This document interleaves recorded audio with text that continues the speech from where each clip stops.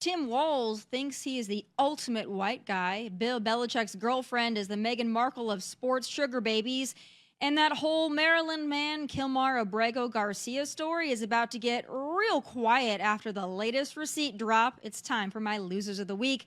Don't forget to like, subscribe, comment on the Tomi Lahren is Fearless YouTube page at Tomi Lahren is Fearless. The show starts now.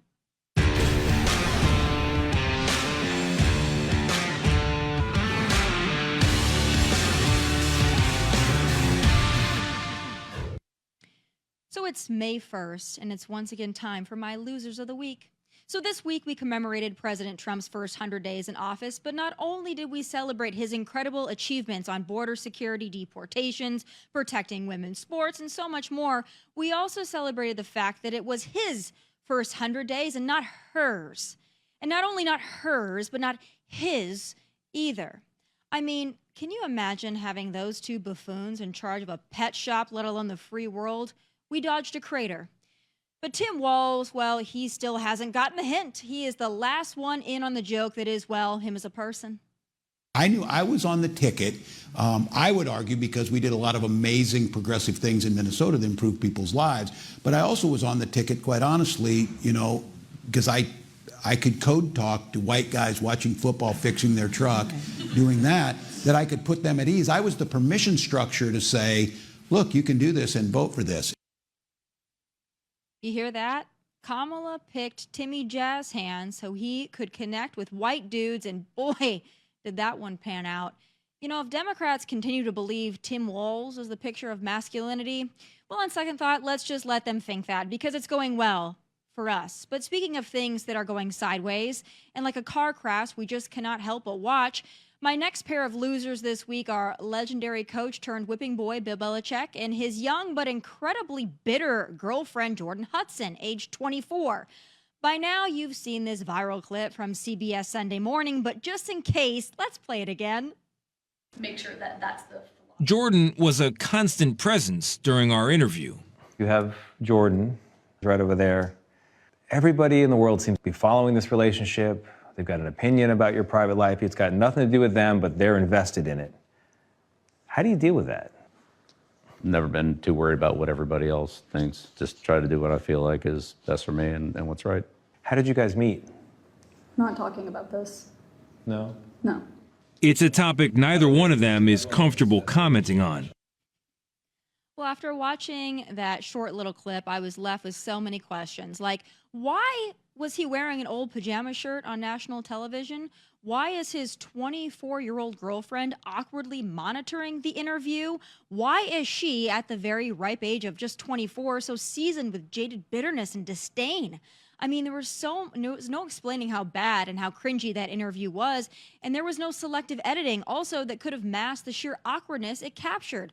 But after all that backlash, alleged hostage Bill Belichick along with the University of frickin' North Carolina, wow, well, they had to put out a joint statement to smooth it over.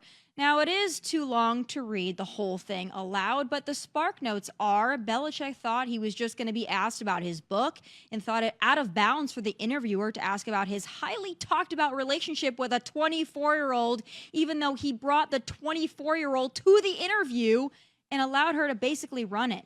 Now, Jordan Hudson seems awful. She doesn't seem nice or fun or enjoyable to be around, but that's just my unsolicited opinion.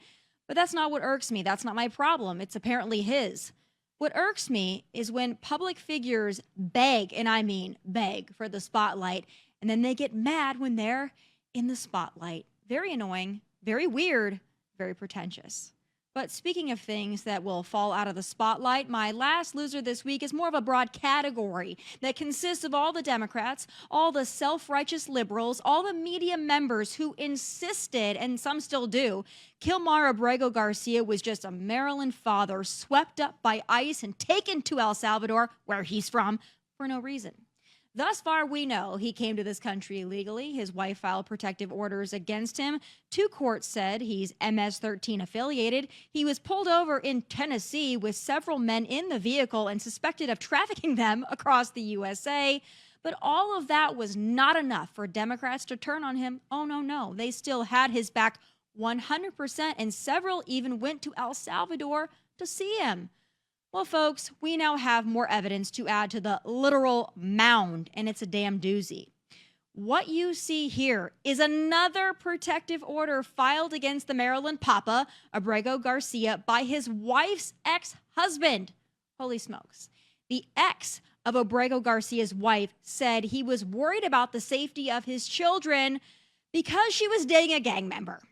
We also have this, a second protective order filed against Maryland man Kilmar Abrego Garcia by his wife in 2020, in which she accuses him of physical abuse, threatening her, and says she has a recording where he even says if he kills her, quote, nobody can do anything to him. The only question is, will Democrats ever apologize? Or will they just hope and pray you don't see any of this and still somehow believe the Trump administration just deported a good old family man to El Salvador for the hell of it? Wow, those are my losers of the week. Joining me now is media personality and gender madness author, Oli London. I have so much to talk to you about. I don't even know where to start. Let's start with Tim Walz, though. So yesterday we had a paid speech, and not only paid in which she was, I assume, paid to be there, but also you had to pay to stream it, $25 to be exact. You've got Kamala Harris talking about elephants. And then, you butt that with Tim Walz saying that he's the ultimate white guy. I'm not so sure the Democrat Party wants either of them speaking in general, but what's your take on their latest contributions? Well, that was Kamala Harris's first major address since she lost the election by a landslide. And, it was a rambling speech with word salads thrown in, talking about elephants, that she's been thinking about elephants at the San Diego Zoo for the last few weeks. She also went on a rant and tirade against President Trump, saying that this person in the White House does not own America.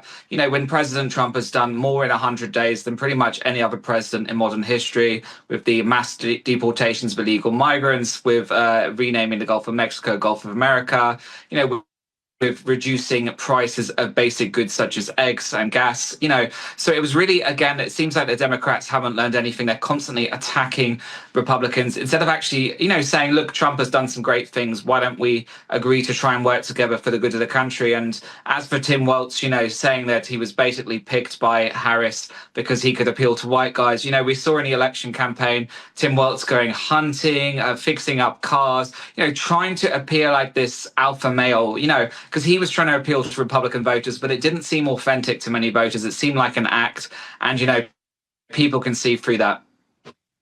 Yeah. Listen, I'm from the Midwest. I happen to be white. I happen to have a father who's white. I happen to be around a lot of white men, and I haven't heard any of them say, you know what? Tim Walz made it okay for me to vote for Kamala. I wasn't going to vote for her, and then I saw Tim Walz, failing to load a shotgun, and that's what did it for me. Now I feel like it's okay to vote for Kamala. First of all, what a demeaning thing to say. Just to men, to white men, to anybody in general, that like Tim Walz is what got him over the edge, like gave a permission for white people or white men to vote for Kamala. There's so many racist elements to that, I don't even know where to begin. But this man is a train wreck. And he thinks that he's endearing. Like, he really thinks he has a shot at 2028. I don't think that he realizes that he's the butt of the joke. Do you think he really, in his mind, thinks he has a legitimate shot at the White House? Well, there is talk that maybe he'll try and run again in 2028. AOC, there's talk of her running as well. So, that could be a catastrophe for the Democrats. Imagine AOC and Tim Walz, super progressive and super woke. And, Tim Walz, I think, lives in his own bubble. He doesn't read the room. He doesn't realize that he was rejected by so many Americans when Trump won in a landslide. And, people can see through inauthenticity. And I think a lot of Republicans, especially, he's trying to appeal to, as he said, white men. I think they can see through his lack of authenticity and that he was putting on an act. Like you said, he couldn't even load a shotgun. So, he may believe that he has a shot at the White House, but, Americans can see that, he doesn't have that authentic personality. It's so weird that Democrats always feel the need to cosplay as things, right? Like, they always have to have a costume. They always have to have a theme. It's so weird. It's like always some kind of a costume party, And on the flip side of that, I'm sure that there are some Republicans that do it, but I can't think of any examples off the top of my head. You know, if we have a black conservative in our movement, we have a Congressman, Byron Donalds, we have, you know, so many high profile people of color in the mega movement, right? I could never imagine them going and trying to be more black to try to get black people to vote for them. I can't imagine Byron Donalds being like, let me pick a caricature of what a black man should be and let me go put out an ad of me doing those things because that will give black men the license or the pass to go vote Republican. Like, that's so bizarre, and it's so racist to even think about those images in your head, but the Democrats do it all the time, and it's so weird. And that's why they keep losing, because they're just so fake and phony. But here's something that Democrats do very well. They come to the aid and rescue of criminal illegal aliens. Now, this video, I saw you posted it. I think it's hilarious. I honestly thought it was an ad for like The Handmaid's Tale or something, but it wasn't. Apparently, it's Venezuelan illegal immigrants who are currently being detained in Texas, and they made a formation of an SOS. I want to take a look at the visuals of that because it's stunning. Okay. First of all, congratulations. They can spell SOS. But to me, I think Democrats, it's like a bat signal, right? I think that the Democrats are like, let's get the rapists and murderers back out on the street so they can get back to work. What do you make of that little display? Well, it's absolute insanity, but, you know, this is something the Democrats will probably, you know, rally for the release of these Venezuelan illegal migrants, where many of them are alleged to be members of the Trenda Argua. So, you know, just like with Kilmar Abrego Garcia flying into El Salvador demanding this Maryland dad is released. You know, I think the Democrats will probably rally around this SOS sign and think, you know, let's jump on a private jet, let's get there, let's get these people out, and let's, you know, claim they're innocent people. But, you know, ICE is arresting people that are, you know, illegal migrants, but also criminals, and many gang members are being rounded up from MS-13 to Trenda Argua. So, you know, this little sign, this SOS help sign, probably will get the Democrats rallying, you know, because they see to have a habit of rallying around illegal migrant criminals, as they got upset with the mugshots outside the White House the other day. Yeah, very upset about that. Well, you know, Democrats think that illegal immigrant or just regular homegrown American thug, criminal, felon, they think that like being in prison is supposed to be like a spa day. So when they see people in prison behind bars that have killed people, raped people, done horrible, disgusting things, they go, oh, the bars are mean. And it's so weird to me to see the Democrat Party for at least the last 10 years always advocate on the side of the criminal, the assailant, the perpetrator, and really never on behalf of the actual victims. But that's the new MO of the Democrat Party and the whole movement. You brought up that trip to El Salvador. Now we've got reporting that these Democrats stayed in a very swanky hotel when they were there. Reportedly, they paid for it with their own money. But again, they went on a little vacation. So I wish I could say I was shocked about that one. I do want to ask you, though, as long as we're still on this topic, about my final loser this week. The more evidence we're getting about Kilmar Abrego Garcia, I mean, it's stacking up. And Democrats have now turned to just everybody deserves due process. But do you think they're going to wish they never advocated for this particular guy? Well, President Trump actually released an image of the knuckles of Kilmar Abrego Garcia, which showed faded, what appeared to be MS-13 gang member tattoos. Not only that, Kilmar Abrego Garcia's wife had actually filed a protective order against him for domestic abuse. And within that report she filed with the police, she actually said she was worried he was going to kill her. And, you know, he bragged that he would get away with it, according to the New York Post. So, you know, this is the guy that the Democrats have branded the Maryland dad, you know, this sweet father, this great guy that was a pillar of his community. When if we actually look at the facts that have been presented by DHS and the Trump administration, you know, it appears that he was a violent wife beater, according to this report. And according to court documents, he had been caught trying to smuggle migrants across state borders. Yeah, what a guy. What a guy. This is the kind of people that are actually wandering the streets, by the way, and Democrats are doing everything they can to keep them out on the streets. They want them in your community. And I think that that's a point that Americans really need to understand. Like, they want people who would beat their wife. They want people who would traffic people. They want people who would be involved in gang activity. That's the kind of people that they want to be in your community, and they don't want them removed. So just remember that when you go to vote next time, because they're going to spin a lot of crap about this due process BS. But at the end of the day, just remember, they will fight tooth and nail for illegal alien criminal thugs to be in your community. I'm going to move on now to some other fun stuff. Let's talk about the New York Times. Okay. They try to dunk on conservatives, and particularly they have a lot of disdain for conservative women. This started back in the days of Sarah Palin, by the way, where they had this incredible disdain for conservative women. But the New York Times, they have a new headline about the cross necklace and how it's like this accessory now, and they have to discuss it. I don't think it's a hot new accessory. I think people have been wearing cross necklaces for quite a long time now. What's your take on their fashion, their fashion realization?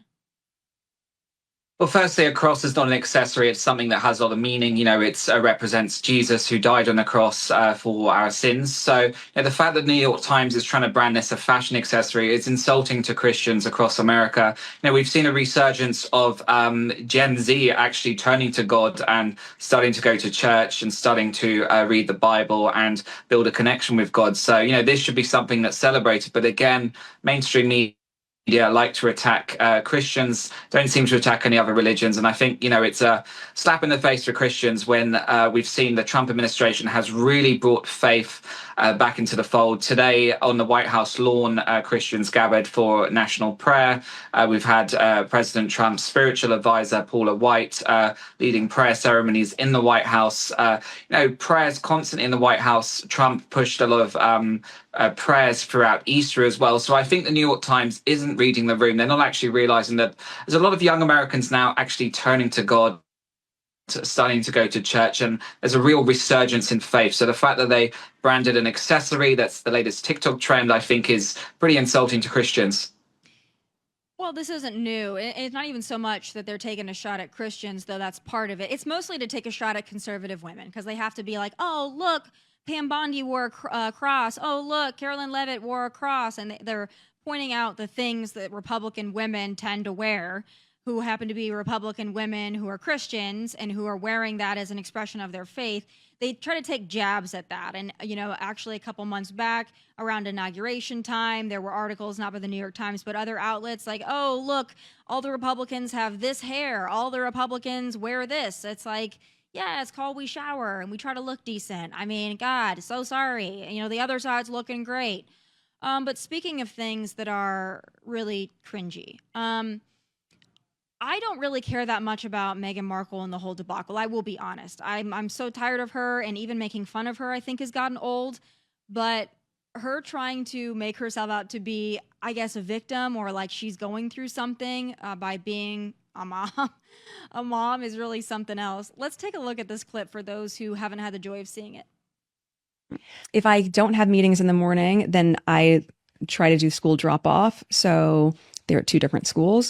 So that's our big circuit. So from 6:30 in the morning on drop off mornings for me, I'm not home till 9. Oh, she's not home until 9.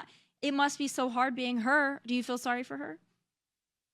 Meghan Markle has a professional victim mentality. In the same podcast interview, she actually admitted she had a nanny. So, the nanny is obviously taking care of the kids most of the time. Meghan Markle's trying to present herself as a working mum. She's just launched her new As Ever lifestyle brand, and she's also caused controversy recently for sending this podcast host a batch of jams in a gift basket that had the HRH title, which is upset the British royal family. She's not supposed to be using that. The Queen didn't want her to use that title. And, it's like she's capitalizing on this title, the Duchess of Sussex, HRH. She's now trying to appeal to, mums across America, pretending that, she has such a hard life. She spends 2.5 hours every morning dropping the kids off at separate schools, when she's already admitted she's got a nanny, she's got a big staff. So I don't think people are buying it. And again, I don't think she has that authenticity. People see that she's always, complaining about something, always moaning about something. Why not be grateful, Meghan? You live in a beautiful mansion in Montecito. You've had a Netflix show, that was slated, but you still got a great paycheck, so why is she trying to present herself as somebody that she's not? Yeah, I think that she would do well to just take some time away. Just take some time away. We've seen too much of you. You're inundating us with you, and people are begging you to stop. Let's go to this now. I saw you tweeted about this as well. Robert De Niro, his daughter has come out as trans, and we have kind of the photo evidence there. So I think it's his son that became a daughter. I'm not entirely sure. I'm not even saying that to be mean. I'm not sure which way it went. I just saw the headline. And to me, there's a stunning pattern here of celebrity children being non-binary, non-gender conforming, whatever you want to call it. It seems to be a pattern, and I don't think it's just this coincidence. What do you think accounts for this, this trend? Yeah, we see a huge number of Hollywood celebrities that have trans and non-binary children. Robert De Niro's son, who is now identifying as a woman, is just one of the latest. We've seen, Charlize Theron has non-binary kids. We've seen Naomi Watts has a transgender son. J-Lo, so many. I mean, you've got J-Lo, you've got Megan Fox. Actually, there's so many. Rosie O'Donnell, if you want to consider her to be a celebrity anymore. I mean, the list is very, very long. And once you start thinking about it more and more, I mean, you've got Gabrielle Union and Dwayne Wade. They've got a trans identifying child. It seems like this is the new fad. And it's weird to me. Anyone can just be whatever they want to be. I mean, whatever. I'm not going to police it. But I wonder if this is like symptomatic of a larger problem. Well, definitely. We've also had recently comedy actor Marlon Wayans, his child has come out as trans. He was actually speaking on Michelle Obama's podcast about this. So it really is a trend. And, it's not normal to have so many people in such a small community. Hollywood, everybody knows each other. It's a small community. The fact that so many of their kids are identifying in these ways, I think it's a trend. It's a trend, it's not a natural phenomenon. And sure, there are people that do identify in different ways, but the fact that there's so many concentrated in Hollywood shows that it is being pushed by, the liberal parents. It is being pushed by a liberal industry that promotes this, celebrates this. And, sure, people can be who they want to be and stuff, but the fact that it's being pushed on kids from Hollywood, people look up to Hollywood celebrities, other kids are going to be looking at this and thinking, oh, maybe I need to change my gender identity and stuff. So I think it is a harmful trend. And, I hope these kids that are changing their gender identities are going to be okay, that's being pushed on from Hollywood liberals. It's hard enough, I would assume, to be the child of a celebrity, just everything that comes along with that. So to me, there's an element of that. There's an element of confusion. There's an element of, not living a normal life and maybe crying out for attention in some way. I'm not a therapist, but when you see patterns and trends like this, when you've got such a small percentage of the population that is trans, and then, a good percentage of those folks happen to have parents who are celebrities, you got to take a look at it. It's very interesting. As we kind of round out the day, we got a lot of fun pop culture stuff, but we do have some breaking news out of the White House, and that's, National Security Advisor Mike Waltz stepping away, being asked to step away. That's kind of the big news of the day. There's also some rumblings more to come. What's your take on that before I let you go? Well, this was reported by CBS News and CNN, so of course we need to wait for official the White House confirmation. But, according to sources that spoke to CBS, they are saying that Mike Waltz is stepping down. They're also saying the sources are suggesting that Steve Witkoff may be in consideration. He's currently special envoy to the Middle East. He's been working to try and get a deal to bring the hostages home. There is obviously, according to CBS and CNN, they're not always reliable sources. They are claiming that Steve Witkoff may replace him as National Security Advisor. It comes after the Signal drama, if you want to call it that. There's been a lot of pressure in the media on Mike Waltz. He's done a great job with President Trump, but we'll have to wait and see what happens. But the media have been attacking all Trump administration members. Look at what they're doing to Pete Hegseth. They're really trying to take the Trump administration down. So I think there is a lot of media pressure on the White House. But let's wait and see what happens with this. Yeah, and with that whole Signalgate thing, I never got what I thought was a satisfactory explanation from Mike Waltz as to how he accidentally added somebody into that group chat. So that's the part of the puzzle that bothered me about the whole thing. I wasn't like, getting my knickers in a twist over the fact that there was a chat on Signal or all that. I don't care about that. That's not my purview. If it's secure, it's secure. If it's not, let's discuss it. It was an approved method of communication. What bothers me is that he never said, and he tried to make excuses for how this person got added in, tried to say like that he added himself in or like the aliens came and did it and he didn't even have the guy's phone number. All of that it made my BS meter go off. So I don't know exactly what happened there, but if something was a little fishy about that, it's understandable from my perspective. More to come, never a dull moment. Thank you so much, as always, for joining me, breaking down all the top culture moments and other moments of the week, and I hope to have you back soon. Thanks very much, Tommy. Have a great day. You as well. All right, folks, that does it for this episode of Tomi Lahren is Fearless, but I will see you right back here tomorrow at 1 p.m. Eastern for a very special deep dive. Yes, I'm going to do sports into the wild, wild west of NIL. There's a whole episode about it tomorrow with somebody who's much smarter on all of it than I am. So be sure you're watching. If you have any questions about NIL, you're worried about it, you love it, you hate it, you don't know what it is, watch tomorrow at 1 p.m. Eastern. Also, please like and subscribe to the YouTube channel at Tomi Lahren is Fearless. That way you can watch episodes whenever you feel like it. That's going to do it for me from Nashville. God bless and take care. Hey, thanks for watching. If you want more of my hottest takes, must-see conversations, and of course, my final thoughts, click here and make sure you subscribe here so you never miss a beat. I'll be here every weekday, and I hope you'll join me.